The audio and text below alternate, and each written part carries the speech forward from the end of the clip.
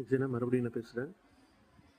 சீமானால் என்னோட ஃபுல் வந்து வாழ்வாதாரம் அழிஞ்சு போச்சு.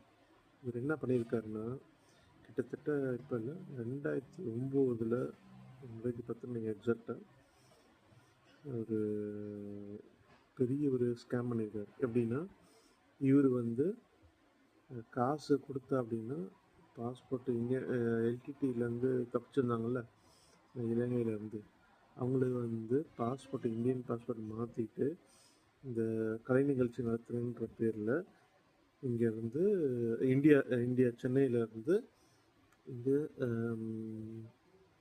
ஃப்ரான்ஸ்க்கு பாரிஸுக்கு கூப்பிட்டு வந்திருக்கிறாரு. அதுக்கு ஒரு காசு வாங்கியிருப்பார், சரியா?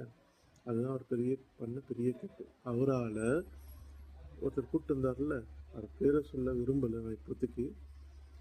அவர் வந்து என்னை வந்து நண்பனாக நினச்சி ரொம்ப ஃப்ரெண்டாக பழகிட்டோம்.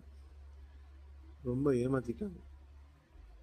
ஏமாற்றி கிட்டத்தட்ட 1.5 கோடி ரூபாக்கிட்ட வந்து அந்த என் மேலே கடை. இங்கே வந்து எப்படியும் ஃப்ரான்ஸில் நம்ம ஊரில் இருக்கிற மாதிரி தான், இப்போ சுருட்டி கையெழுத்து போடுற மாதிரி அவரும் என் பேரில் வந்து ஒரு கம்பெனி ஆரம்பித்து அதெல்லாம் நடத்த தெரியாமல் என்னை ஏமாற்றி எல்லாம் பண்ணி என்னை சீரழிச்சிட்டார். அதுவும் இல்லாமல் இந்தியாவிலேருந்து நான் இப்போ ரீசெண்டாக இன்னொரு கடை ஒன்று எடுத்திருந்தேன். அதையுமே வந்து என் பேரில் தான் இருக்குது அந்த கடை. என் பேர்லேயும் ஒய்ஃப் பேர்லேயும் அந்த கடை வந்து இருக்குது. அதுக்காக ஹெல்ப் பண்ணுற மாதிரி இது பண்ணி எனக்கு இன்னொரு 4000 யூரோ வந்து ஊர்லேருந்து காசு வாங்கி கொடுத்துட்டாரு. நான் தான் காசு வாங்கி கொடுத்தேன், சாரி. அந்த காசு திருப்பி கேட்டால் இப்போ இல்லை அப்போ இல்லைன்னு எடுத்துகிட்டே இருக்கிறார். அது என்னோட பிரச்சனை, அது நான் பண்ணுறேன். ஆனால் வந்து சீமான் நம்பாதீங்க. சீமான் வந்து ஒரு கேடுகட்ட நாய். நாயின்னு சொல்லக்கூடாது, நாய்க்கு ஒரு தன்மானம் இருக்குல்ல, இதுக்கு அந்த தன்மானம் கூட கிடையாது. ஏன்னா வந்து சாட்டைக்குறைங்கிறவன் இங்கே வந்து படுத்துட்டு போனதெல்லாம் எல்லாமே தெரியும். இங்கே ஒரு அட்வொகேட் வந்தது, அது வந்து அங்கே வந்து அவங்க கூட இல்லீகல் விஷயத்தில் இருந்திருக்காங்க.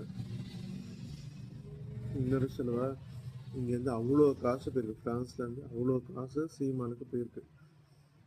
அது ஏற்றுக்க முடியுமான்னு தெரியல அவருக்கு. பாருங்கள், நான் இந்தியாவுக்கு வந்தால் நான் இந்தியாவுக்கு வந்தால் எப்படி சமாளிக்க முடியாது தெரியும். ரொம்ப நன்றிண்ணே. Happy independence day. ரொம்ப நாள் ஓடிச்சு மனசுக்குள்ளே சொல்லி முடிக்கணுன்ட்டு சொல்லிட்டேன். பாய்.